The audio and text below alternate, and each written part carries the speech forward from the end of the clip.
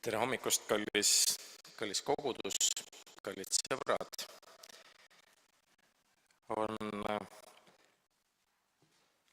On ääretu arm, milles me elame.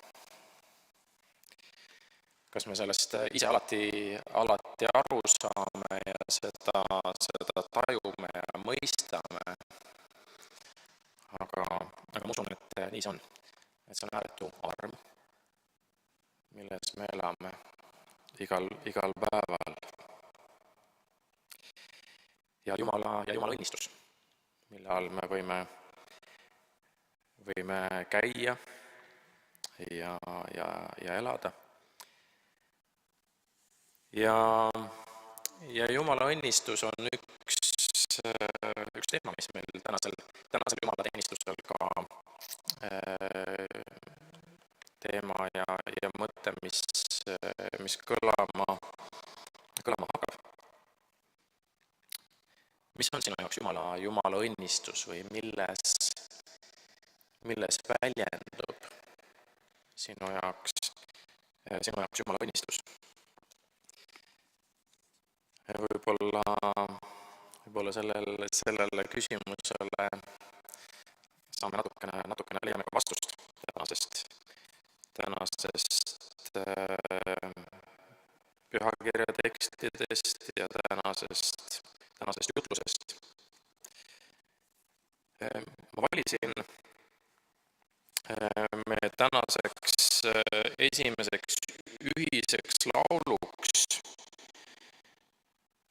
laulu number 315 meie laulikutest. Ja selle laulu pealkirjaks on Andkem tänu.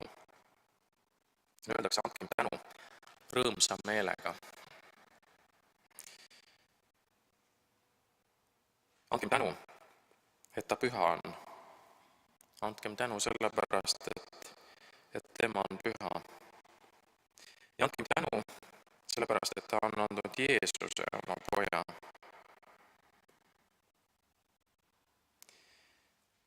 Ja öeldakse, et ja nüüd öelgu nõrgad, ma olen tugev, öelgu vaesed, ma olen rikas, selle läbi, mida Jeesus on teinud meie eest. Ja ma ei tea, kas sa tead, aga iga lauliku laulu pealkirjal on ka üks piibli kirjakoht, millele selle laulu mõte toetub. Ja selle laulu kirjakohaks on Pauluse teine kiri korintlastele, 6. peatükk.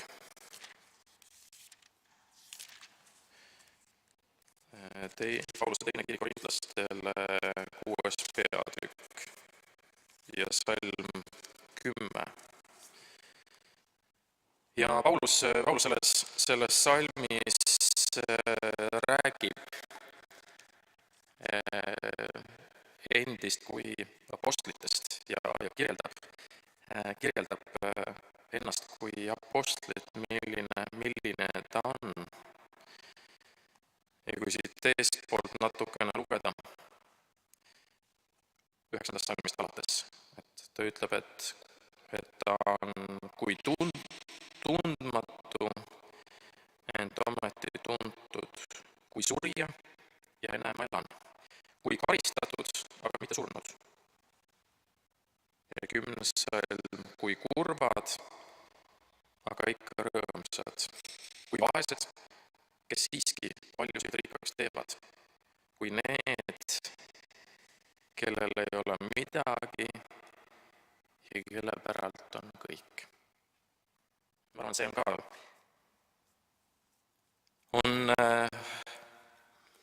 on üks kirjeldus Jumala õnnistusest. Paulus, kes välispidiselt koges tihtipeale raskusi ja kitsikust ja ka teinekord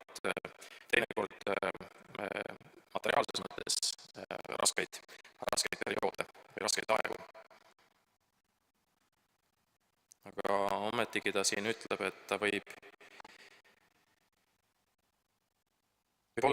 olla väliselt vaene, aga ometigi sisemiselt rikas ja nii rikas, et ta võib ka teisi sellest Jumala saadud õnnistusest rikkaks teha. Ja meil on nii palju põhjust olla Jumalale tänulikud. Aga palvetame. Isa, täname sind selle hommiku eest, selle uue päeva eest. Isa, tänu sulle selle elu eest, mis sa oled meile andnud. Ja tänu sulle selle elu eest, mis sa oled andnud meile läbi oma poja Jeesuse Kristuse. Jeesus, tänu sulle, et sa oled tulnud selleks, et meil võiks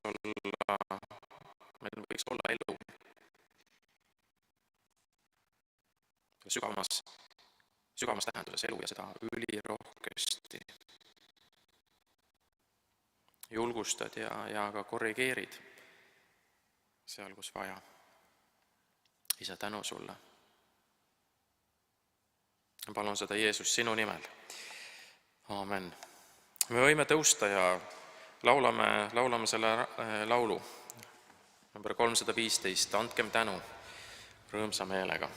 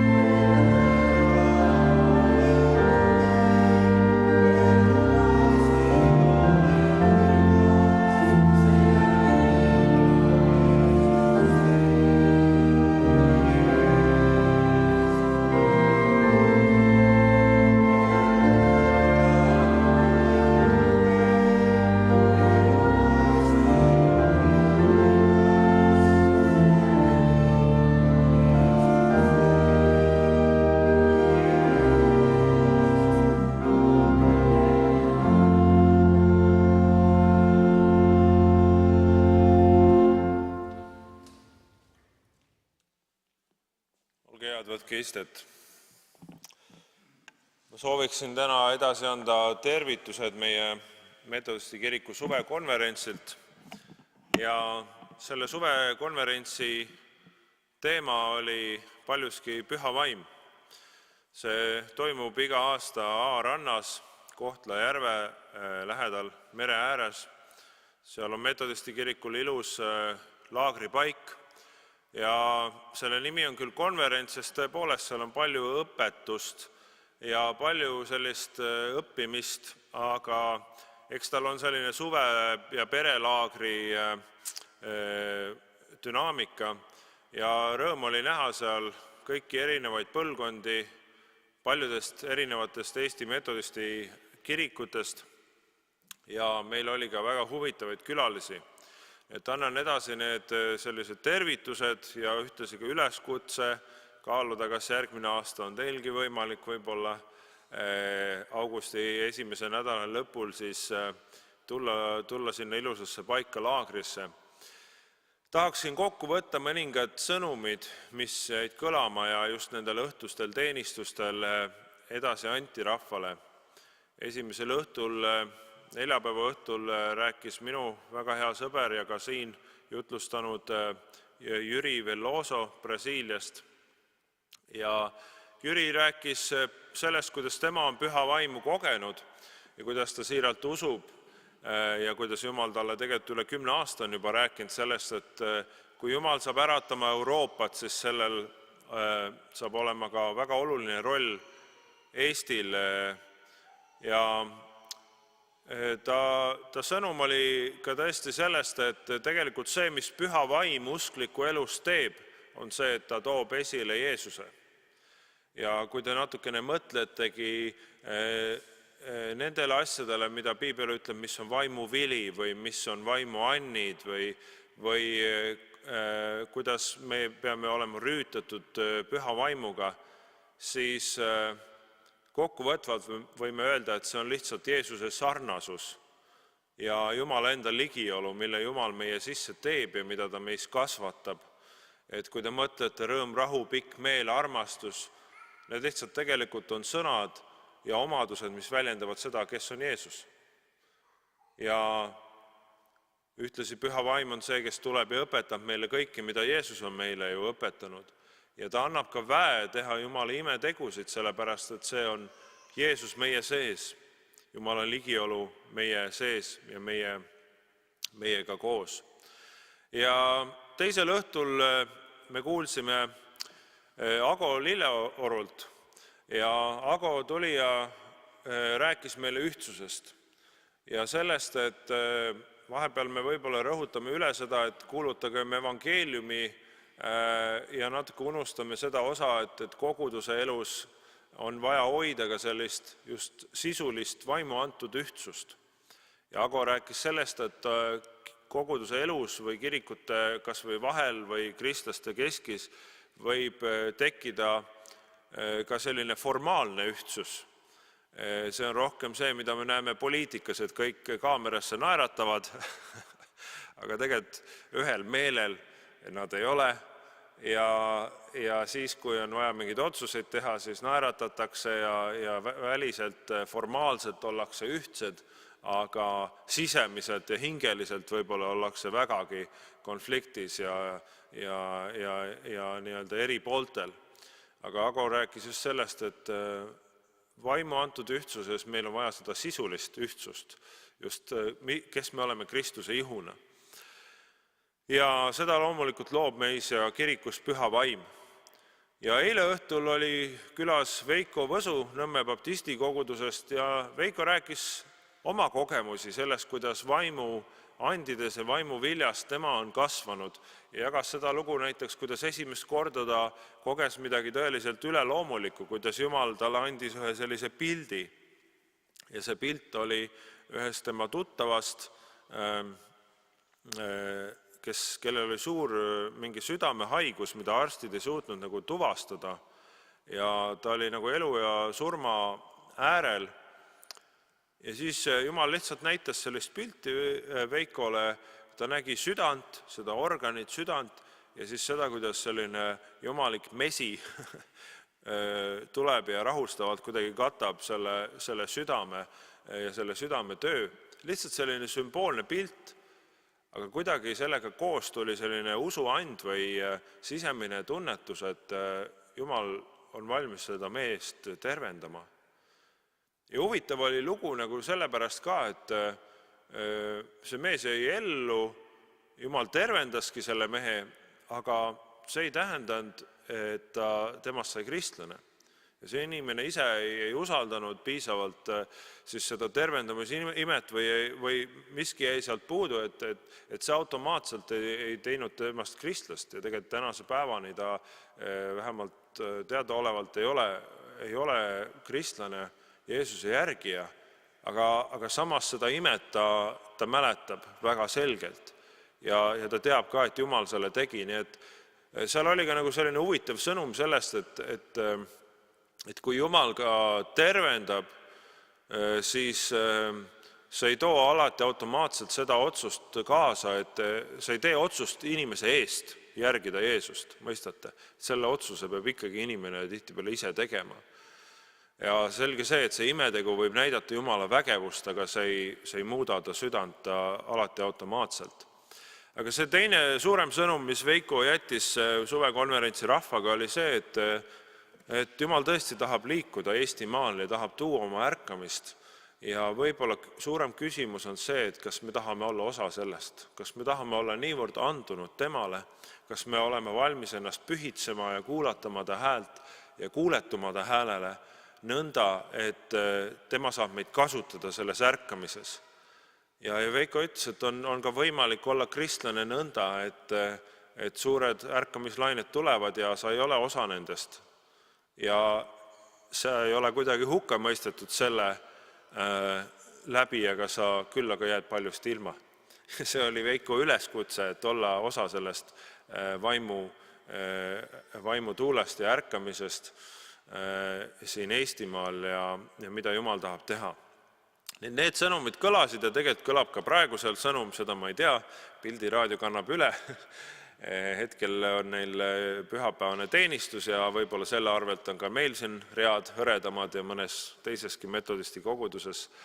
Aga me oleme õnnelikud, et selline suvekonverents toimus ja ilmselt on ka palju veel, mida ei jõua siia mõnesse minutisse panna, aga olge tervitatud ja kaaluge ise ka tulemist järgmine aasta. Aitäh!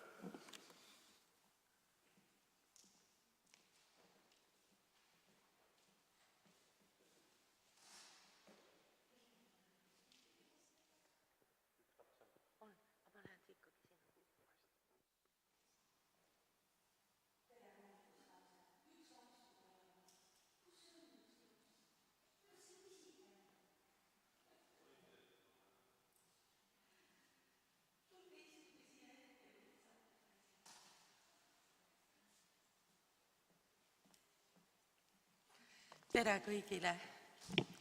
Nüüd on niimoodi, et lapsed peavad küll seda kuulama tagantjärgi ja läbi ekraani, sellepärast, et uskuge või mitte, aga ma usun, et enamus nendest on rannas.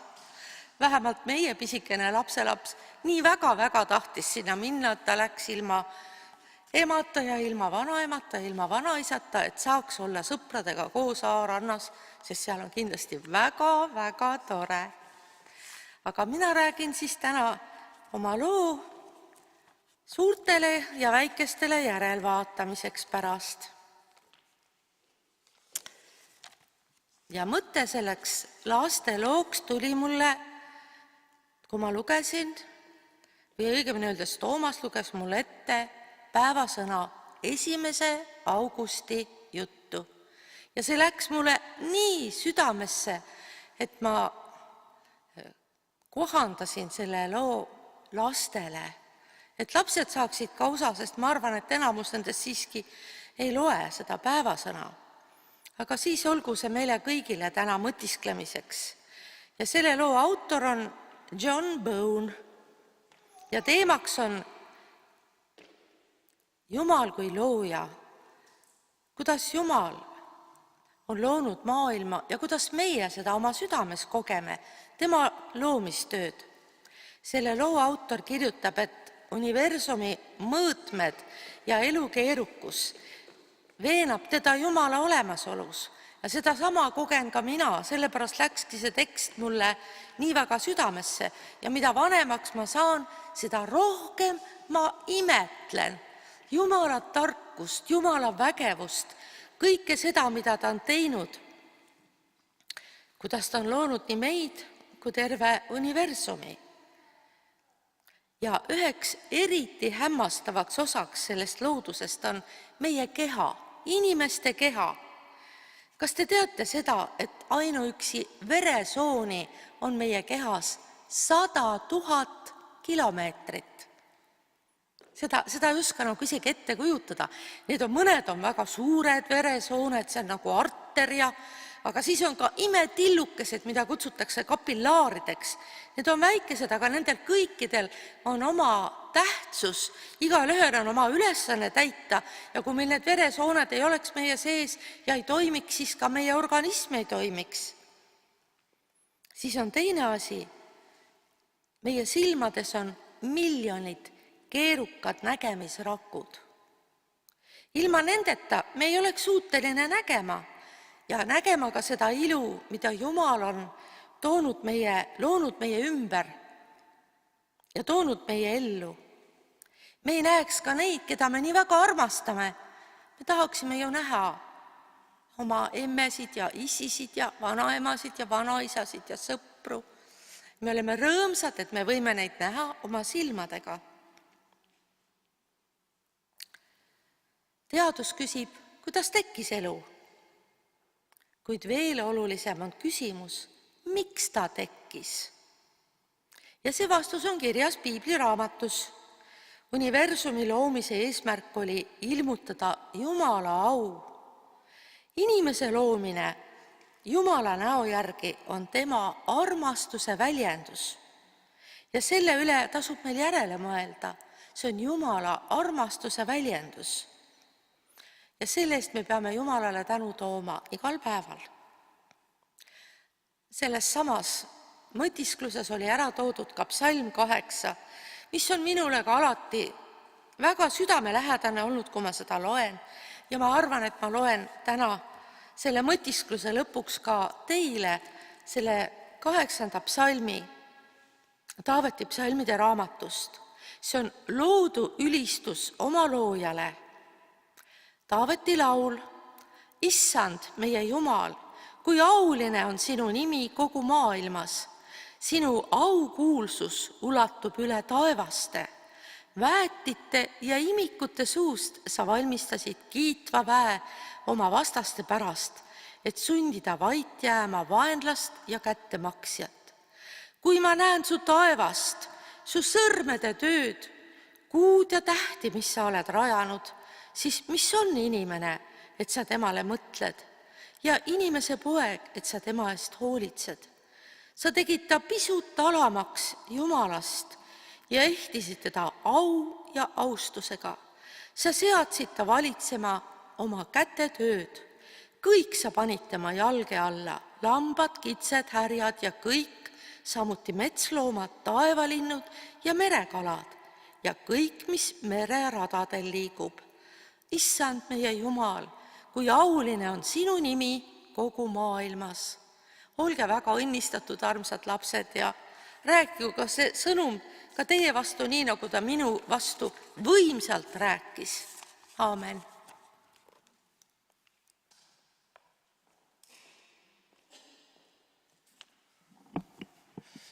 Aitäh nende tervituste ja nende sõnumite eest.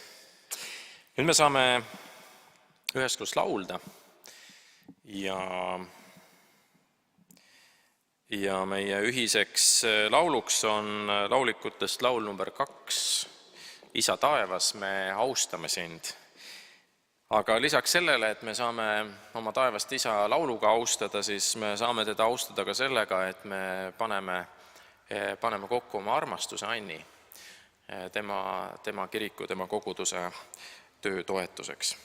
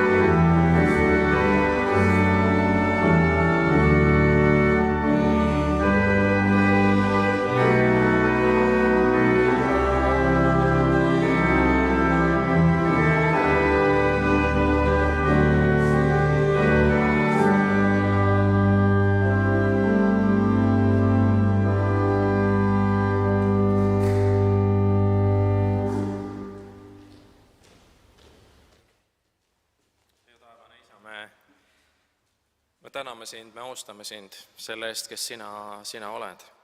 Isa, täname sind sinu õnnistuste eest, millega sa oled meid õnnistanud, ka nende materiaalsete õnnistuste eest.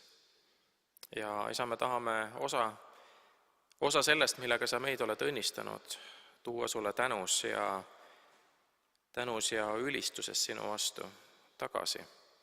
Ja palume, et sa paned oma õnnistuse selle kokku pandud armastuse Anni üle.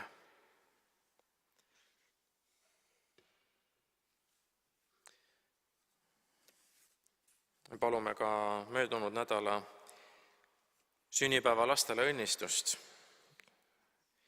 Mattiasele, Riinule ja Aimile.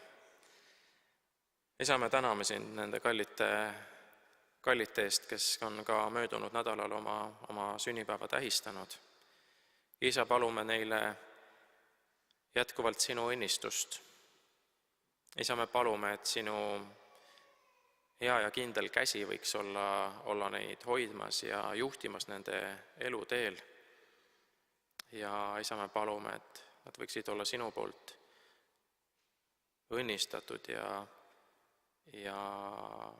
selleks, et olla ka õnnistuseks teistele.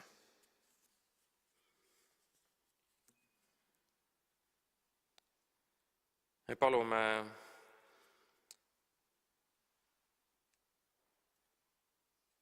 täna ka meie kaaspastorite pärast. Palume Roberti pärast. Isa, me palume talle sinu puudutust. Isa, me palume, et sina austaksid oma nime tema läbi ja tema kaudu.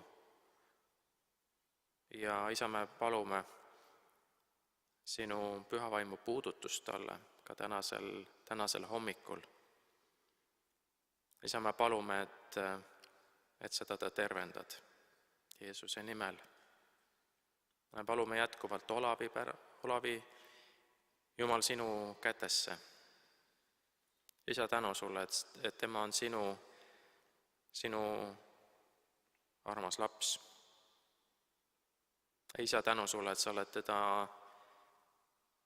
teda nii palju ka õnnistanud, et sa oled teda oma armuga hoidnud ja kandnud ja ta ka tänasel päeval, tänasel hommikul võib olla sinu kindlates kätes. Ja isa, me palume talle sinu õnnistust.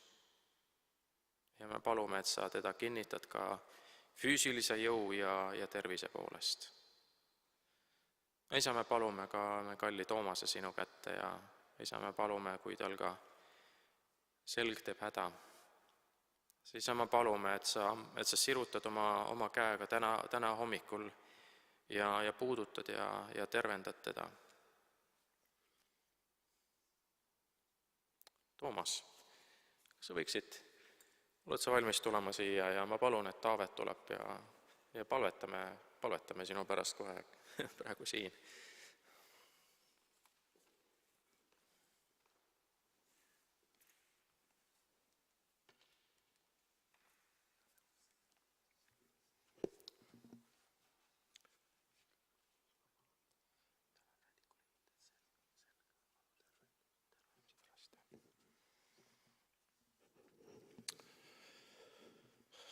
Kogudus me võime lihtsalt sirutada oma käega Toomase poole sellel hetkel. Püha Jumal, me palume praegu, et sinu tervendav käsi oleks Toomase üle ja aitäh, Jumal, et nii paljudest asjadest sina viid läbi ja tõstad ülesse. Ja nii nagu Hiobi raamatus on ka, et 6 hädas sa päästad meid. Aga seal on ka salm, mis järgneb, mis ütleb, et 7 ei tule meie ligi. Jumal, ma palun, et selles maises ihus, Jumal, Toomas kogeks ka seda 7. Jumal, et selles maises ihus Toomas kogeks ka seda pühavaimu puudutust, kus ta korraga on puutumatu lihtsalt sellistele kaduva maailma protsessidele ja kogeb sinu ülestõusmisvägega oma ihus. Ja issand, me praegu kuulutame tervist tema üle. Ja Jumal, palume sellist tõesti rüütamist püha vaimuga ja see on mees, kes palub sinuga täitumist igal hommikul. Aga Jumal, ma palun, et nii nagu sõna ütleb, et Luuka evangeeliumis, et vahepeal Jumala vaim oli seal, et teha terveks, siis ma palun, et Jumala vaim tuleks ja rüütaks teda nii, et teha terveks. Ja me õnnistame praegu Jeesuse Kristuse tööd läbi püha vaimu Toomase ihust, Toomase elus, tema peret, Jeesuse Kristuse nimel. Amen.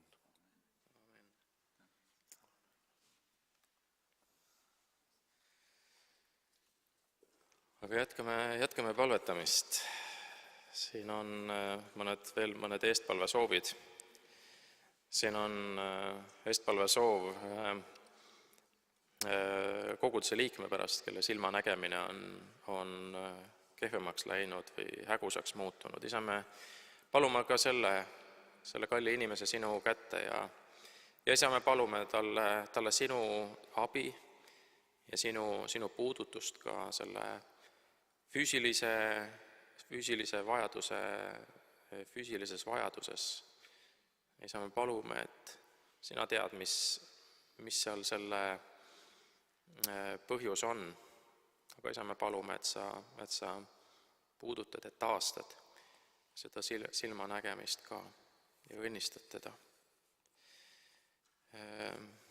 Siin on veel üks eestpalvesoov uskliku naise pärast, kes viidi eile haiglasse, veri on väga halb. Isa, me tõstame ka selle sinu kalli tütre sinu ette eestpalves kogudusega koos. Ja me isa palume ka talle tervist ja sinu puudutust. Isa, palume tarkust, taevast tarkust ka arstidele selles olukorras õigesti toimida ja õiget ravi anda. Me palvetame ka meie maa ja rahva pärast. Isa, me maa ja rahvas elab tegelikult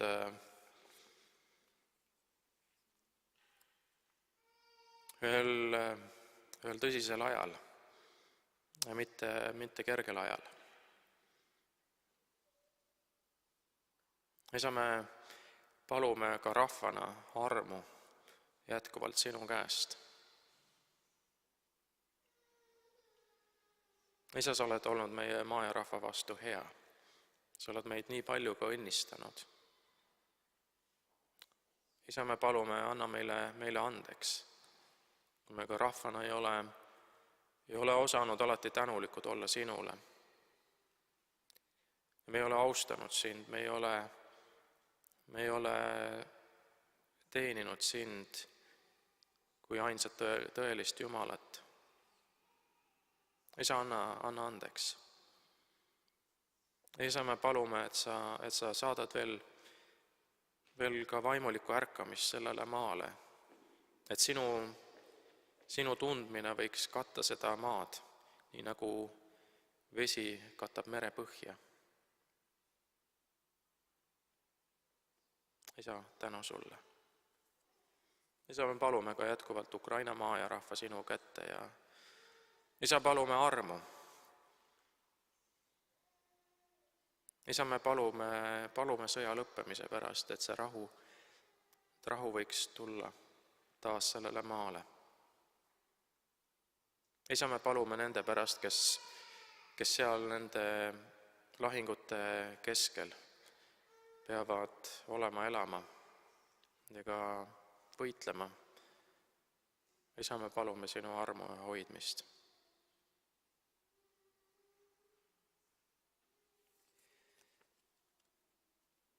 Ja palume kirikukalendris järgi Ruusmäe koguduse pärast.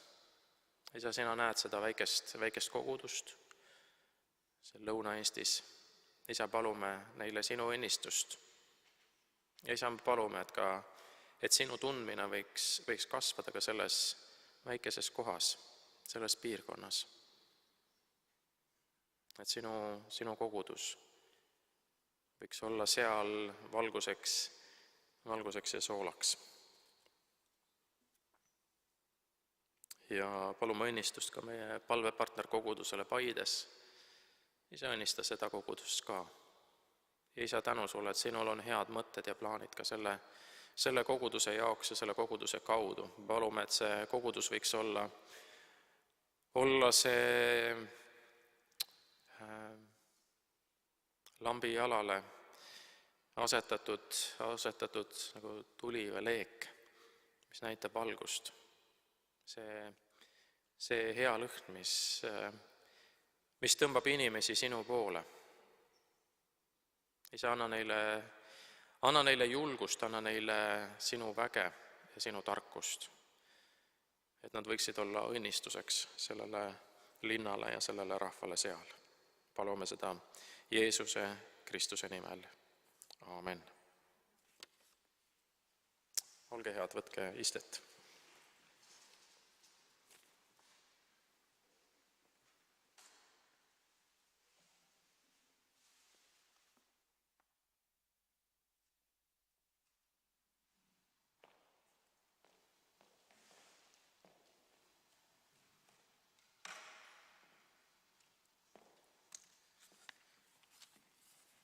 Paneme tähele veel Jumala sõna ja vaatame, mis Jumala sõnas meile on kirja pandud.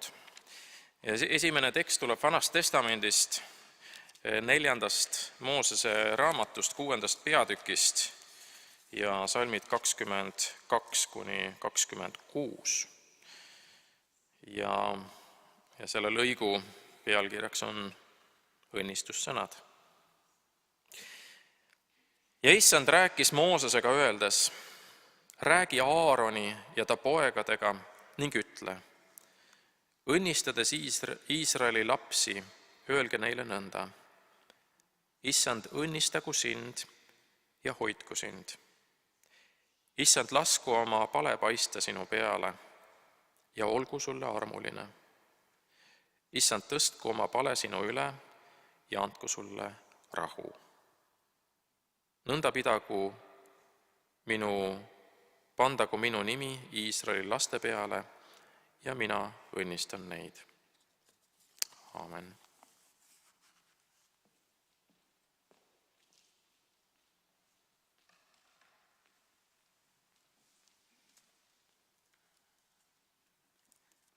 Loen Pauluse kirja Efeslastele 1, 3–14.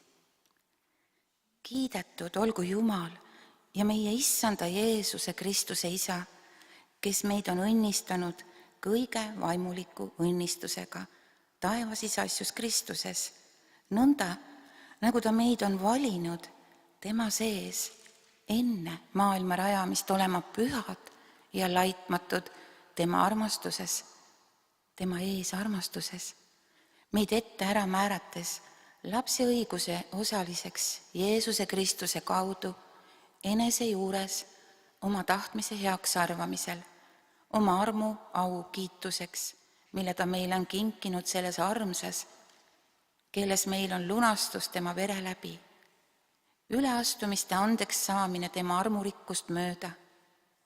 Seda armu on ta rohkesti välja valanud meie üle kõige tarkuse ja mõistusega, kui ta meile tegi teatavaks oma tahtmise saladuse, oma heameele kohaselt nõnda, nagu ta seda eneses oli kavatsenud, aegade täiuse korraldamiseks, et Kristuses kokku võetaks kõik, mis on taevas ja mis on maa peal, temas, kelles meiegi oleme saanud pärijaks, kes selleks enne oleme määratud selle kavatsust mööda, kes kõik teeb oma tahtmise nõu järele, et me oleksime tema au kiituseks, kes enne oleme lootnud Kristuses, kelles teiegi olete sellest alates, kui saite kuulda tõe sõna, oma õndsuse evangeeliumi ja kelles teiegi saades usklikuks, olete tõotatud püha vaimu pitseriga,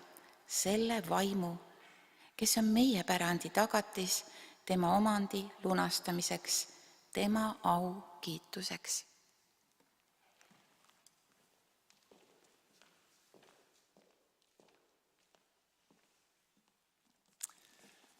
Palun tõuske, et tähele panna Jeesuse mäejutlust. Ma loen Mattuse evangeeliumi 5. peatükist esimesed 12 salmi.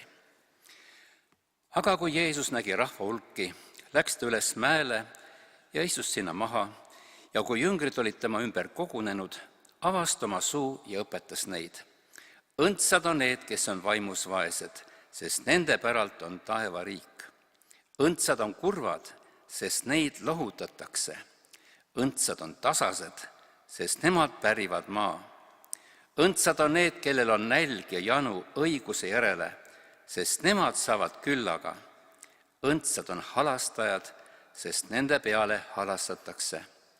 Õndsad on puhtad südamelt, sest nemad näevad Jumalat. Õndsad on rahutegijad, sest neid hüütakse Jumala lasteks. Õndsad on need, keda õiguse pärast taga kiusatakse, sest nende päralt on taevariik. Õndsad olete teie, kui teid minu pärast laimatakse ja taga kiusatakse ja teist valega kõiksugust kurja räägitakse. Olge rõõmsad ja hõisake, sest teie palk on suur taevas. Just see samamoodi on taga kiusatud ka prohveteid enne teid. Aamen. Palun istuge.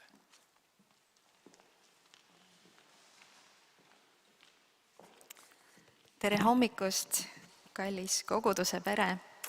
Nagu näete, meil ikka toimuvad siin väiksed vangerdused jumalateenistusel juhatajate, jutlustajate ja muude rollide osas, mis on loomulik osa elust, nii et täna olen siis mina jälle siin. Ja ma palun teid täna minuga kaasa. Ma palun, et me mõtleksime korra üheskoos mõningate piiblitegelaste elude peale. Kui paljud teist teavad Joosepi lugu piiblist? Me vist valdavalt teame seda, eks ju. Noor poiss, kellest sai Vaarao parem käsi, keda Jumal kasutas Iisraeli rahva elus hoidmiseks 7-aastase suure nälja ajal Egiptuses ja ümberkaudsetes maades. Nüüd, kui me mõtleme Joosepi peale, siis milline on teie hinnang? Kas Joosep oli õnnistatud mees? Kes arvab, et ta oli õnnistatud, võib anda käega märku? Jaa, olid mõned käed ja mõned käed olid all. Nii, aga võtame nüüd ühe teise mehe. Mõtleme Taaveti peale, karjapoisi peale, kellest sai kuningas. Noor poiss, kes tappis lingukiviga hiiglasest Koljati, mees, kes rajas selle ulatusliku riigi, oli sõjaväepealik, riigimees. Kui me mõtleme tema elu peale, siis milline on meie hinnang tema elule? Kas ta oli õnnistatud? Kes arvab, et ta oli, võib anda käega märku jälle? Näed, on käsi üleval. Nii, ja vaatame korra Uute Testamenti ka, võtame siit ühe mehe. Vaatame Pauluse peale. Mees, kellele Jumal usaldas oma apostliameti, keda ta kutsus oma koguduste rajajaks ja kinnitajaks, mees, kes oli missionär, kes oli teoloog. Kas tema oli õnnistatud Jumala poolt? Kui sa arvad, et ta oli, anna käega märku. No näed, siin on jälle niimoodi, et mõned käed on üleval, mõned käed on all. Aga kui me nüüd mõtleme natukene edasi, siis kui me ütleme, et nad olid õnnistatud, Joosep, Taavet ja Paulus, siis mille alusel me seda väidame? Kuidas me hindame üldse kellegi õnnistatuks või siis mitte õnnistatuks olemist? Ja mida üldse tähendab Jumala poolt õnnistatud olek? Ja need on mõned küsimused, millele ma tahan meie tänase ühise aja jooksul siin tähelepanu pöörata. Nüüd, kui me vaatame nende 3 mehe elu peale, siis üks loogiline selgitus meie jaoks, kes me usume, et nad olid õnnistatud mehed, mille alusel me seda väidame, on see, et me loeme seda. Eks ole, me näeme neid imesid, mida Jumal nende eludes on korda saatnud, me näeme nende elu tervikpilti. Nii palju kui Jumal ja piibliraamatute autorid on otsustanud meile seda avalikustada. Me loeme sellest, me näeme nende teekonna algust, nende teekonda elu lõppu, me näeme nende mõju ja tagajärgi tulevastele põlvedele ja kõigele selle tervikpildile vaadates me tõdeme, et tegemist on Jumala poolt õnnistatud inimestega, Jumala poolt õnnistatud eludega. Aga nüüd, kas on võimalik, et nemad ise mingil hetkel oma elus seda selliselt ei kogenud või ei hinnanud? Või kas on võimalik, et mõned teised inimesed, nende kaasmaalased, kes vaatasid nende elusid kõrvalt mingites eluetappides, ei arvanud seda, et nad olid õnnistatud, võib-olla hoopis pigem küsisid, et kas nad on neetud. Eks see nüüd kindlasti oleneb ka sellest, kuidas defineerida õnnistust ja millena seda näha. No kui me nüüd vaatame korra Joosepi, Taaveti ja Pauluse elude peale ja vaatame natukene seda, mida ma silmas pean, siis võtame Joosepi. Ta oli noor 17-aastane poiss, tal olid vennad, kes olid tema peale kadedad ja piibel ütleb lausa, et nad vihkasid teda. Nad vihkasid teda niivõrd palju, et nad otsustasid ta tappa. Ja ainus asi, mis siis takistas neil seda teha, oli sel hetkel Ruuben inimlikult. Ja seetõttu, et tema astus teiste vendade plaani vastu, ta jäi ellu ja selle tulemusel viskasid vennad hoopis ta kuivanud kaevu ja müüsid ta 20 hõbetüki eest hoopis orjaks ühele kaubakaravanile ja valetasid isale, et ta poeg on surnud. Nüüd, kui me mõtleme natukene sellesse situatsiooni, et kas see kõlab nagu õnnistatud inimese elutee, kas me võime öelda, et Joosep oli sel hetkel selles ajas õnnistatud? No ja mõned meist ütlevad, et ta oli, sest ongi täpselt niimoodi, et me näeme seda tervikpilti, me teame, kuidas see lõpeb, et sellest tõuseb kasu ja meil on õigus, aga kui me vaatame, kuidas Joosep ennast sel hetkel võis tunda ja kuidas inimesed, kes tema elu peale vaatasid, võisid teda hinnata, siis ma arvan, et see vaade ja hinnang võis olla sootuks teistsugune. Või mõtleme selle peale, kas nad võisid teda näha pigem mehena või ta ise võis näha ennast mehena, kes on tohutu ülekohtu käes, kes kannatab, kes on hoopistükkis neetud. Tõenäoliselt on see võimalik, see on ju loomulik. Aga vaatame veel, ta müüakse orjaks, alguses läheb tal Egiptuses hästi ja siis süüdistatakse teda vägistamiskatses, mida ta ei sooritanud ja selle teo eest, mida ta ei teinud, heidetakse ta vangikongi. Kas see kõlab õnnistatud mehe eluna?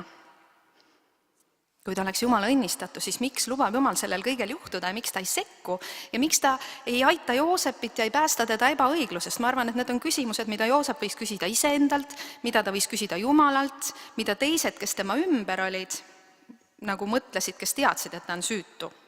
Okei, õiglust ta ei saanud, aga mõne aja möödudes hakkab tal minema paremini ja ta seletab seal vangikongis Vaarao pagari ja Vaarao joogikalla ja unenäod ja joogikalla ajal ta palub Vaarao ees enda eest kosta. Et ta tuletaks talle meelde, et ta istub siin vale süüdistuse eest, ta ei ole midagi teinud, mine kosta mu eest. Ja mis juhtub, see mees unustab ta lihtsalt 8 aastaks ära. Kas see on Jumala õnnistus? Olla unustatud, olla ebaõigluse küüsi unustatud järjekordseks 8 aastaks. Nii ma arvan, et see vastus meie loomuliku mõistuse kohaselt oleks, et ei ole. Iga täie mõistuse juures inimene peaks seda kõigeks muuks kui õnnistuseks. Ja pigem on nagu meie jaoks on loomuliku see mõtteviis küsida, nagu me ka piiblist loeme, et miks see kõik on juhtunud? Kes on pattu teinud? Kas ta ise või tema vanemad? Lähme edasi, vaatame Taavetit. Muuseas, Taaveti nimi tähendab armastatud ja lemmikut. Ja siin on tegemist järjekordse noore poisiga, kes oli 8 pojast noorim oma perekonnas, keda nähti kõige vähem tähtsamana. Ta oli lausa niivõrd vähem tähtsana nähtud, et kui tuli prohvet Saamuel, et võida sealt perekonnast poegade seast endale kuningas, selline suursugune eriline sündmus, siis Taavetit ei suvatsetud isegi karjast ära kutsuda. Ta polnud nii oluline. Oli oluline, et loomad oleks hoitud.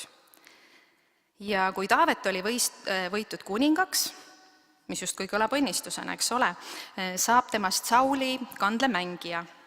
Ta läheb, võidab vahepeal Goljati ja peale seda, või veel enne seda tegelikult ta vennad sõimavad teda uhkeks ja ülbeks, taaskord me näeme, et on peresisesed siuksed konfliktid ja peale Goljati võitmist hakkab Saul, siis praegune kuningas, temale kõõrdi vaatama ja ta hakkab niimoodi teda vaenama, et ta püüab kandlemängu ajal mitmel korral, see oli vist lausa 3 korda, kui ta püüab teda piigiga seina külge surnuks visata ja tappa ja see ebaõnnestub. Ja mida siis Saul tegema hakkab? Ta hakkab sepitsema igasuguseid erinevaid hädaohte, saadab ta sõtta vilistidega, et temast lahti saada. Ta läheb nii kaugele, et ta kasutab ära isegi oma tütart Miikali, ja ta ei varja enam oma vaenulikkust ja püüab teda avalikult tappa. Nii et Taavet, see Jumala poolt kutsutud ja võitud kuningas, peab oma elu päästmise nimel põgenema Kõrbesse. Ja ta põgeneb sinna ja ka seal püütakse teda vangi võtta. Ja selleks, et ennast päästa, peab ta mängima hullumeelset. Et ei kõla just kui väga õnnistatud mehe teekonnana, eks ju? Ja siis Saul kuuleb tema asukohast ja hakkab teda jälle armutult taga ajama. Ja see kestab aastaid.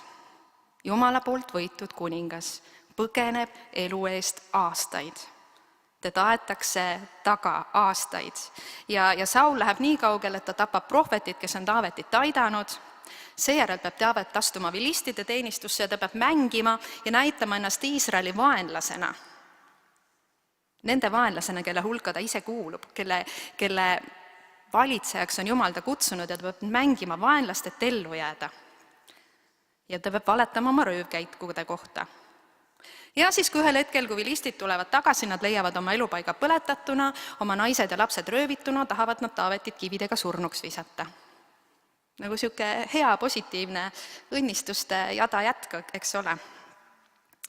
Ja kui ta lõpuks ka kuningaks seati, siis ei oodanud teda ees sugugi mitte rahu ja kaunis idüll, nagu meile meeldiks mõelda, nagu me oleme harjunud mõtlema, vaid tema eluajal, kui te loete piiblit, te näete, et on pidevad sõjad naaberrahvastega, te näete, et on 3 aastat kestev näljahäda tema valitsuse ajal, on mässud tema vastu.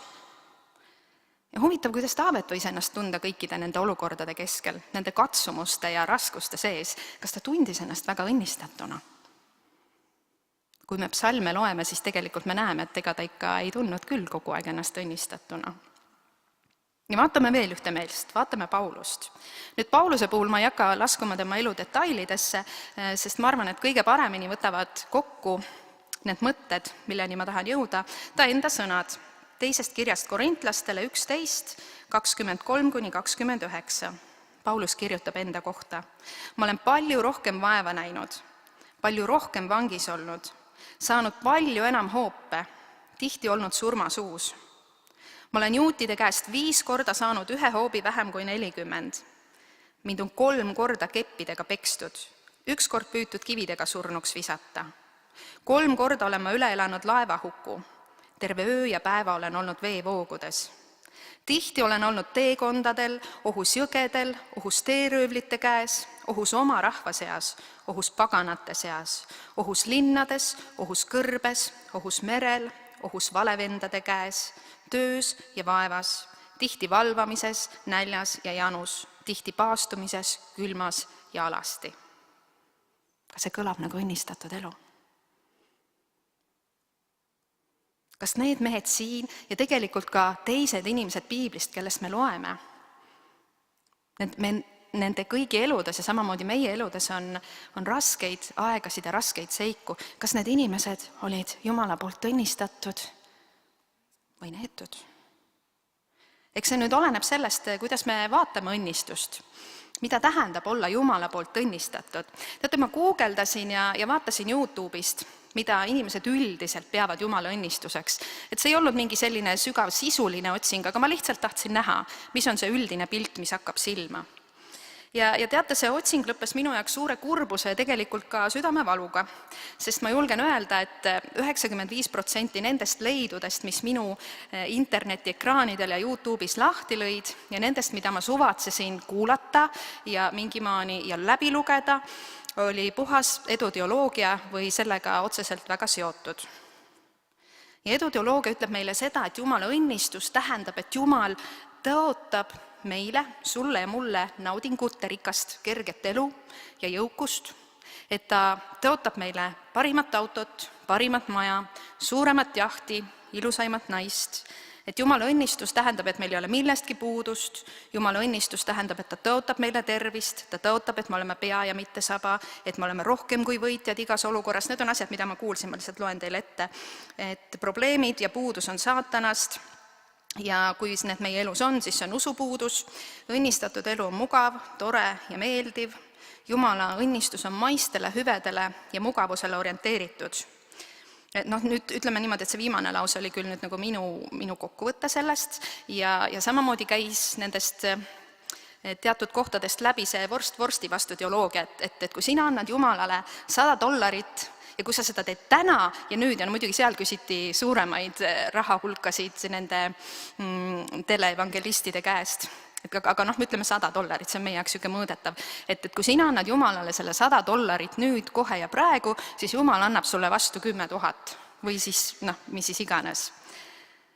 Aga kui me nüüd vaatame nende 3 mehe elu, siis kas me näeme sellist asja nende eludes? Me tegelikult ei näe. Kas nad siis olid õnnistatud või nad ei olnud? Ja tegelikult nad olid õnnistatud. Ja kui me ütleme, et nad olid, siis järelikult me tunnistame ka ise, et õnnistatud olemine ei tähenda, et meie eludes on kõik hästi ja läheb hästi. Et kõik meie soovid ja unistused täituvad, et meil on mugav ja takistuste vaba elu.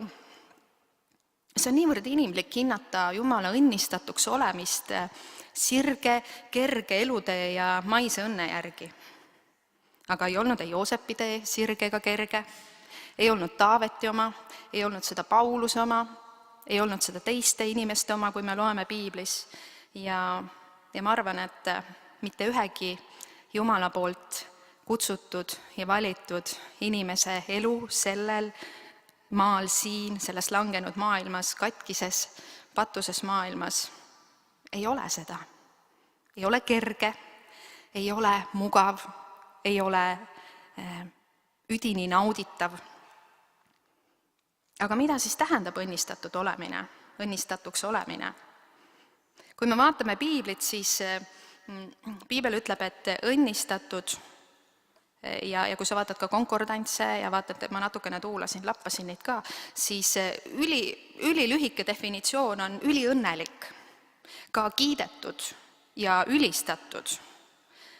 Ja paljud peavad ka just nimelt ka juba selle alusel õnnistatuse tähenduseks seda õnnelikku ja rõõmsat.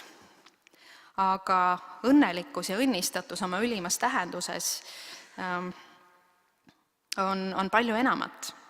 See rõõm ja niisugune heaolu on osa sellest. Ja Jumala arusaam tegelikult erineb niivõrd palju meie arusaamast õnnistatuks olemise kohta.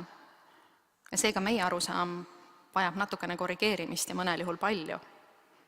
C.S. Lewis ütleb, et see, mida meie vahetevahel õnneks nimetaksime, ei ole eesmärk, mida Jumal eelkõige silmas peab. Just nimelt see heaolu, naudingud, kerge elu. Aga ta ütleb veel siia otsa, et ent kui meie oleme sellised, et tema saaks meid takistusteta armastada, siis oleme tõeliselt õnnelikud. Ma arvan, et see on väärt mõte.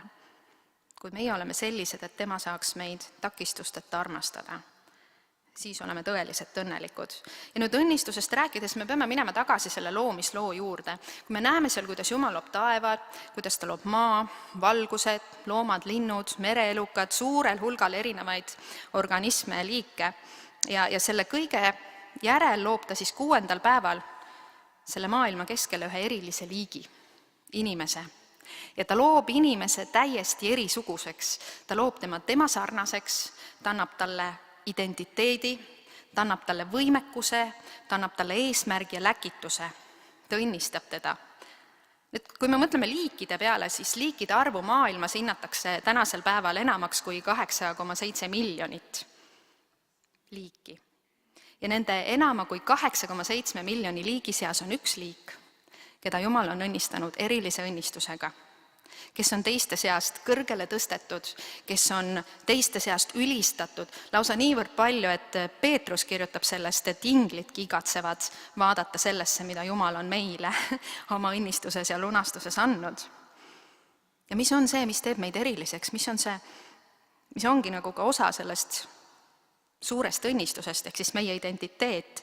Me oleme Jumala näoliseks loodud, me oleme loodud Jumala armastusobjektiks, tema kiituseks. Me oleme loodud olema lähedases õnnelikus suhtes Jumalaga. Me oleme liik, kelle peale Jumal on lubanud ja tahtnud oma armastusel lasta langeda. Nii et me näeme loomise algusest, kuidas Jumal annab selle erilise õnnistuse inimesele, ta annab ühe erilise staatuse, mida ei ole mitte kellelgi teisel ja ei tule kunagi mitte kellelgi teisel sellel maal. Ja see õnnistus räägib meie päritolust, me pärineme Jumalast, see räägib meie identiteedist, me oleme tema sarnased, me oleme kutsutud tema armastusobjektiks, tema ligi olemiseks, tema tundmiseks, see räägib ka kutsumusest ja läkitusest ja see õnnistus sisaldab Jumala soosingut. See sisaldab tema valmisolekut tulla ja olla meie ligi ja elada meie keskel. Nii et see on see, millest õnnistus algab, mis on see kõige olulisem osa, mis on seal ammu enne meid, mis on tulnud meiega kaasa. Ja see õnnistus sisaldab ka materiaalset poolt, sest Vanas Testamendis peetakse õnnelikuks ja õnnistatuks ka inimest, kes on elanud täiuslikku elu ja kelle elus on olemas ka maised hüved, aga õnnistuse fookus on täiesti mujal. Nüüd, kui me vaatame, mis juhtub pattu langemises, Jumala käsust üleastumises, siis inimene kui liik kaotab oma selle staatuse ja selle oma algse eriloomuse ja selle eripära Jumala ees.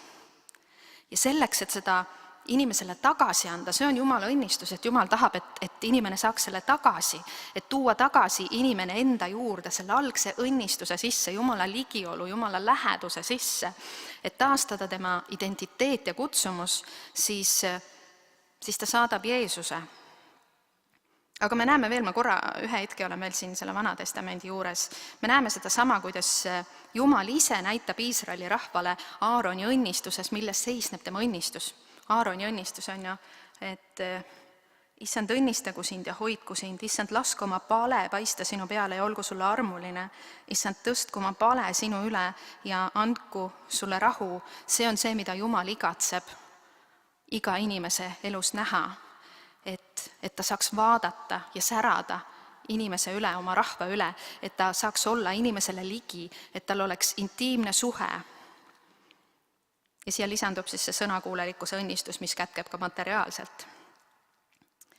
Nüüd, Uues Testamendis, peale seda, kui Jeesus tuleb siia maa peale, me loeme, kuidas õnnistus võrdsustatakse jumalikuga päästega ja lunastusega. Ja Jumala õnnistus ja pääste, need kuuluvad lahutamatult kokku, et me saaks päästetud, et me võtaks vastu Jeesuse ja tema sõna, et me usuksime temasse, et me saaksime tervendatud ja vabastatud ja siia alla käib see, et me saaksime terveks haigustest, et me saaksime vabaks ühel hetkel surmast. Siia alla kuulub igavene elu, meie lõplik lunastus. Aga ma vaatan korra veel teiega neid samu kirjakohti, mida me ennist ka lugesime, kiri Efeslastele, 1. peatükk, salmid 3-14, et vaatame, millest Paulus siin räägib. Ta ütleb, et kiidetud olgu Jumal ja meie issanda Jeesuse Kristuse isa, kes meid on taevast õnnistanud kõige vaimuliku õnnistusega Kristuses. See tähendab seda, et meid on juba õnnistatud ja meid on õnnistatud kõigega. Nii, aga vaatame siit edasi. Ta ütleb, et nõnda nagu tema on meid Kristuses valinud, enne maailma rajamist olema pühad ja laitmatud tema palgeis armastuses. Ta räägib nüüd sellest õnnistusest, sealt algusest, et Jumal on meid õnnistanud sellega, et me võiksime olla pühad ja laitmatud tema palge ees, armastuses. Ta on meid õnnistanud sellega, et salm 5 ütleb, et ta on meid ette määranud lapse õiguse osaliseks. See on õnnistus, olla Jumala laps. Nii, 6. salm, tema armu kiituseks, see on õnnistus, et me võime tema armastuse vastuvõtmisega ja tema ligi elamisega, tema tundmisega tuua kiitust tema nimele. Temas on meil lunastus, tema vere läbi lunastus, see on õnnistus. Üleastumiste andeks andmine. Ta on meid teinud ülirikkalikuks kõiges tarkuses ja arukuses. Ta on meile teatanud oma tahtmise saladuse. Ja siit lõpus ta räägib salmist 13, et me oleme saanud kuulda tõesõna, pääste evangeeliumi, jälle õnnistus, millega Jumal meid on õnnistanud. Ta on meid kinnitanud pühavaimu pitseriga, see on Jumala õnnistus. Selle vaimu, kes on meie pärandi tagatis, ta läheb siit veel edasi. Me alustasime aegade algusest, aga see õnnistus liigub edasi sinna igavikku. Meil on seal pärand, ta ütleb, meil on seal omand. Ja kui me vaatame korra seda Matteuse 5. peatükki, vaatame veel, mida Jeesus räägib õnnistusest. 5:1-12, ma lihtsalt toon siit jälle need väiksed seigad lühidalt välja. Õndsad on need, kes on vaimus vaesed. õndsad on kurvad, õndsad on tasased, õndsad on need, kellel on nälg ja janu õiguse järele, õndsad on halastajad, puhtad südamelt, rahu tegijad, õndsad on need, keda õiguse pärast taga kiusatakse, kui teid minu pärast laimatakse ja teid taga kiusatakse ja teist valega kõiksugust kurja räägitakse ja nii edasi, nii edasi. Nagu me näeme, siis see õnnistuste fookus ei ole absoluutselt materiaalsetel hüvedel, selle kese on mujal. Nüüd me ei räägi sellest, et see heaolu ei ole oluline Jumala jaoks. Meie heaolu ei ole oluline Jumala jaoks, see on oluline. Aga see kogu pilt on suurem ja Jumala arusaam õnnistusest on suurem. See on niimoodi, et meie inimestena vaatame ja kogeme aega kuidagi niimoodi lineaarselt, sirgjooneliselt, niimoodi pikisuunalt, aga Jumal ei vaata sedasi. Ta toimib väljaspool aega ja ruumi, ta on väljaspool aega ja ruumi, aga ometigi ta tuleb ka meie aega ja meie ruumi ja toimib siin meie heaks. Jumal on olemas ja kohal igas meie elu hetkes, aga ometi on kogu aeg tema ees lahti rullitud nagu üks tervik. Ja Jumala silmis on ta meid juba õnnistanud kõige õnnistusega, nagu me ka siit lugesime, kõigega, millega ta on otsustanud meid armastada ja millega ta on otsustanud lasta oma headust meie üle paista. Et meil on juba see täisõnnistus olemas algusest lõpuni ja sellest ei ole mitte midagi puudu. Ja see algab seal meie loomises, meie identiteedis ja meie kutsumuses. See jätkub pattu langemise järel päästeplaani teostuses, inimkonna lunastamises, see õnnistus jätkub meie pühitsusprotsessis, et Jumal tahab teha meiega tööd, et meie staatus tema ees, meie eripära, meie identiteet saab jälle taastatud. See õnnistus ja see sisaldab meie vajaduste täitmist, varustatust, see sisaldab Jumala hea meele kogemist meie üle. Selles on ülestõusmine peale maist surma. Ja selles ongi meie seisundi, staatuse ja kutsumuse taastamine, igavik uues taevas, uuel maal ja vahetu taastatud suhtlus Jumalaga ja Jumala tundmine. See on see õnnistus, millega Jumal meid juba on õnnistanud ja see on täielik ja täiuslik ja see katab kõike ja sellest ei ole mitte midagi puudu. Ja see on kätketud siis kogu inimkonna loosse algusest lõpuni. Aga kui me nüüd ise oleme selles meie ajas ja meie elus, siis meie ei koge oma elu niimoodi tervikuna ja me ei näe seda. Nii nagu tõenäoliselt ei näinud Joosep ega Taavet ega Paulus, mingitel hetkedel pigem tekib see küsimus, et miks see on nii, miks ma pean kõike seda taluma, miks ma pean selle ülekohtu küüsis olema, miks ma pean olema haige, miks ma pean olema vaene. Nad siin ütlesid, et nad on näljas olnud, nad on käinud läbi sellistest kadalippudest on. Ja nendes üksikutes seikades me ei suuda nagu taluda seda ja näha ja mõista tervikut. Me kogeme poolikult kõike ja samamoodi õnnistust me näeme ja me mõistame justkui aimamisi. Et see on justkui niimoodi nagu, et Jumala õnnistus on siin nüüd, aga samas nagu mitte veel on. Ja see on ka see, millest me teoloogias räägime. Ja see Jumala õnnistus, millega ta meid on õnnistanud, see hõlmab nagu kogu inimkonda, mitte ainult meid. See on suurem kui meie, et Jumal vaatab oma õnnistuses inimest ka kui liiki, ühe tervikuna, ka eraldiseisvalt, aga ka ühe tervikuna. Ja selles suhtes vaata ongi,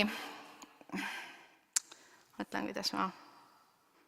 Ja meie samamoodi me kogeme, elame mingis hetkes ja me tunneme, et me oleme õnnetud, me tunneme, et me oleme üksi mõnikord, me tunneme, et me oleme ülekoormatud, me oleme väsinud, me oleme ülekohtu küüsis, meil ei ole piisavalt, me oleme haiged ja nii edasi, nii edasi, nii edasi ja me ei taju seda õnnistust oma elus ja me mõtleme, et mis toimub ja kus Jumal on. Aga tõde on selles, et mida kaugemale me sellest konkreetsest hetkest suudame liikuda ja laiemaks oma fookust seada, seda rohkem me näeme ja mõistame Jumala õnnistust, selle toimimist ja eesmärki ka oma eludes. Et ma jätan lihtsalt mingid osad vahele, et kuna meil aega lihtsalt nii palju ei ole, et ma vabandan, ma lasen siit üle. Ja just nimelt sellepärast ongi ka tegelikult eduteoloogia ekslik ja vale. Sest eduteoloogia, mida see teeb, see seab elu keskmeks ühe inimese ühes hetkes. ja ta seab õnnistuse eesmärgiks selle ühe inimese maise naudingu, meelehea ja heaolu. Aga Jumala õnnistuse keskmes on Jumal ise. See õnnistus on 100% Jumala tegu ja see on tema armastuse inimese, aga samas kogu inimkonna vastu. Konkreetselt sinu ja minu, aga terviku vastu. Ja mitte ainult selles ühes hetkes, siin ka, aga aegade algusest aegade lõpuni. Ja maine, nauding ja meelehea pole Jumala õnnistuse ja meie elu eesmärk. Ja ma arvan, et see annab mõnikord meile ka lootust, kui me võime olla Joosepi, Taaveti või Pauluse kombel, küsime raskeid küsimusi endilt ja Jumalalt ja ei saa aru, miks midagi juhtub ja miks Jumal midagi ei tee, miks sa ei aita, miks sa ei õnnista, siis tõde on tegelikult selles, et me oleme õnnistatud.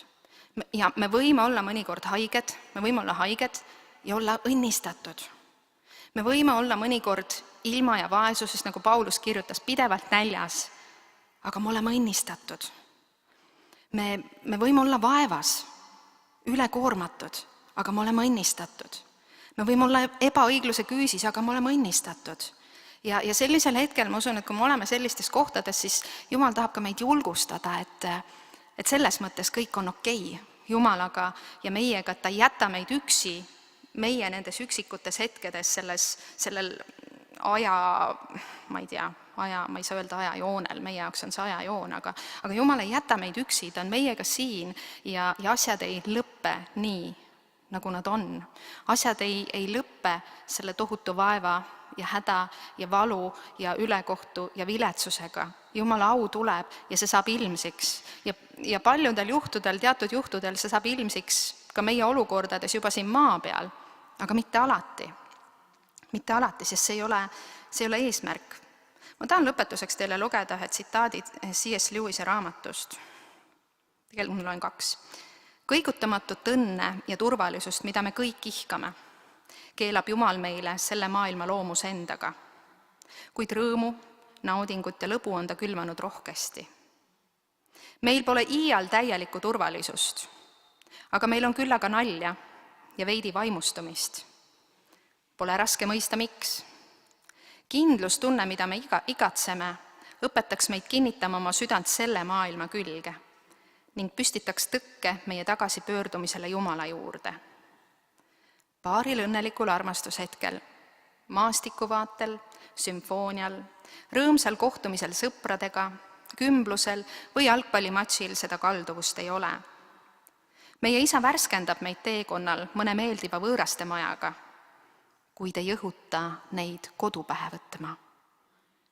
Ehk siis meie kodu ei ole siin. Meie tõeline hüve, nagu ütleb ka C.S. Lewis, on teises maailmas ja meie ainus tõeline aare on Kristus. Ja õnnistus on Jumala looming, meie staatus, kelleks ta meid loonud on, meie eripära, meie identiteet, meie kutsumus temas, meie läkitus. See on Jumala õnnistus. Siin on nii palju veel, millest saaks rääkida Jumala õnnistuse puhul, aga meil täna lihtsalt ei ole aega selleks ja see kõik eeldaks ka kindlasti veel palju rohkemat ja põhjalikumat ettevalmistust ja uurimistööd, aga kui see mõte imbub kuidagi meie südametesse, et Jumala õnnistus on palju sügavam, palju laiapõhjalisem, palju avaram kui see maine heaolu meie eluhetkedes, kui see maine nauding, siis ma usun, et me oleme millelegi olulisele juba pihta saanud. Et kui me saame aru, et me võime olla mõnikord vaevas, aga olla õnnistatud. Et me võime olla mõnikord vastamata palvetega, aga olla õnnistatud. Et me võime olla mõnikord puuduses, aga olla õnnistatud. Me võime olla mõnikord haiged, aga õnnistatud. Siis ma arvan, et me oleme millelegi olulisele ja igaviku väärtusega äratundmisele natukene lähemale jõudnud. Aga palvetame. Taevane Isa, me täname sind selle eest, et me võime kogudusena jälle olla ühes koos. Olla koos sinu kojas, olla koos sinu ees. ja isa, ma tean, et see õnnistatuse teema on niivõrd suur, see on niivõrd palju laiem, niivõrd palju sügavam. Ja me oleme täna ainult pealispinda sellest natukene kriipinud. Aga isa, me täname sind selle eest, et me võime vaadata Jumala meeste ja naiste nende elude peale. Vaadata nendesse hetkedesse, kus nemad on olnud üksi, väsinud, kurnatud, tagaaetud, hüljatud, ülekohtu küüsis ja nii edasi ja ometigi olnud õnnistatud. Me täname sind, Jumal, selle peale, et see annab meile või sellest, et see annab meile julgust vaadata ka meie endi elude peale. Et kui me leiame endid samasugustest kohtadest, siis see kindlus ja teadmine võiks olla osa meie sees, et me oleme õnnistatud, et kõik on okei, see ei lõppe nõnda.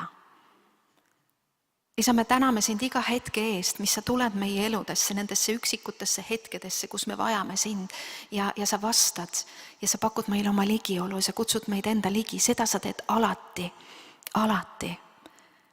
Ja me täname sind nende hetkede eest, kus me näeme ja oleme tunnistajateks su suurtele imedele ja väikestele imedele.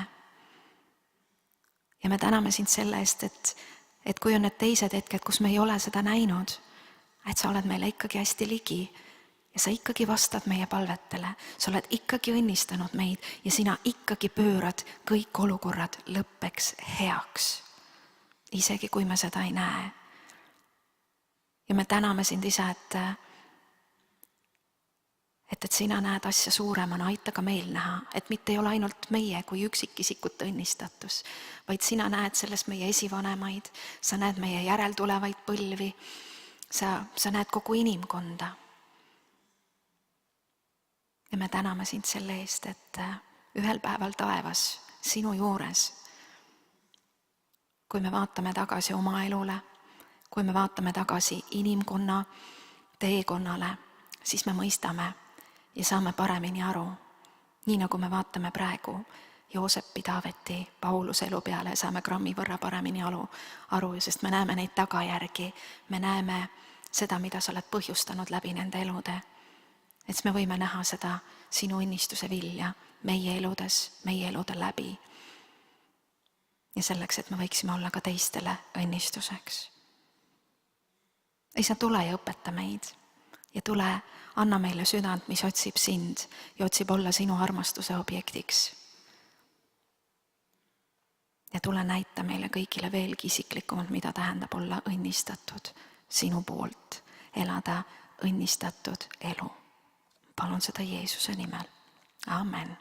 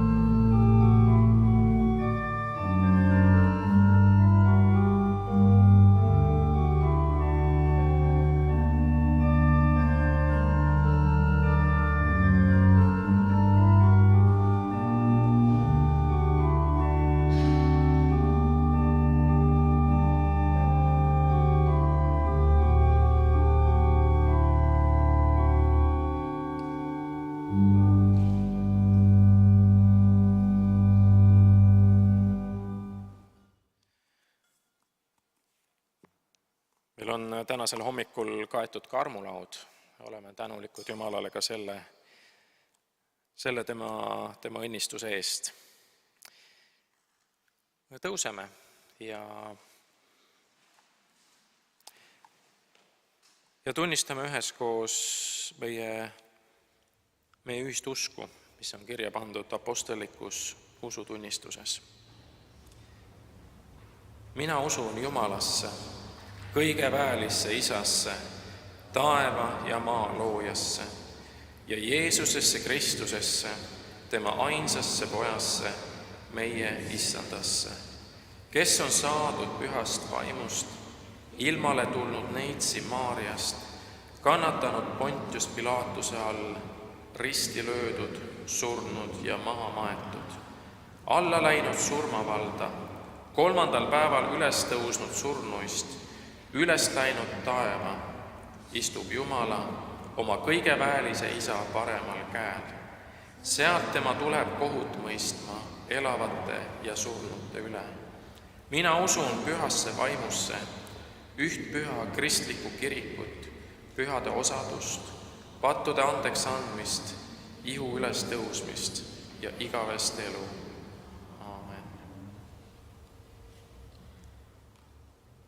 Laulame üheskoos laulu number 245, Sinu veri puhastab mind.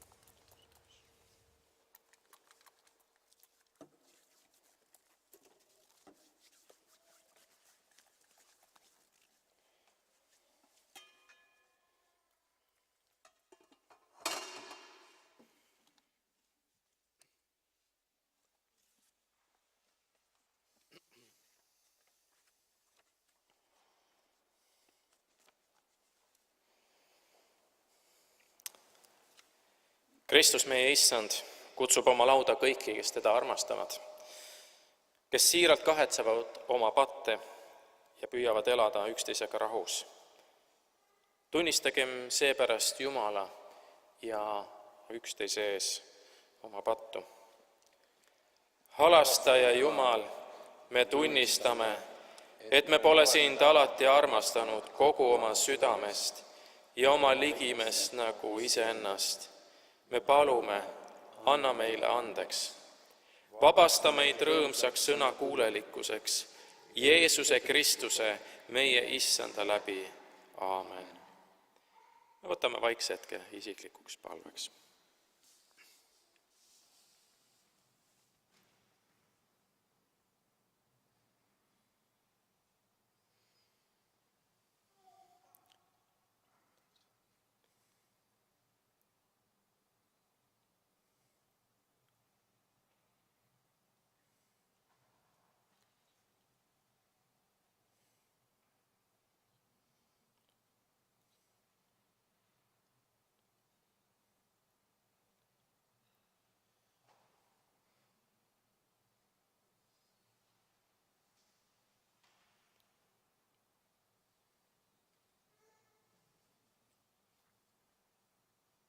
Kuulgem head sõnumit Jumala sõnast. Kui me oma patud tunnistame, on tema ustav ja õige, nii et ta meile annab patud andeks ja puhastab meid kõigest ülekohtust. Kristus suri meie eest, kui meie alles olime patused. See tunnistab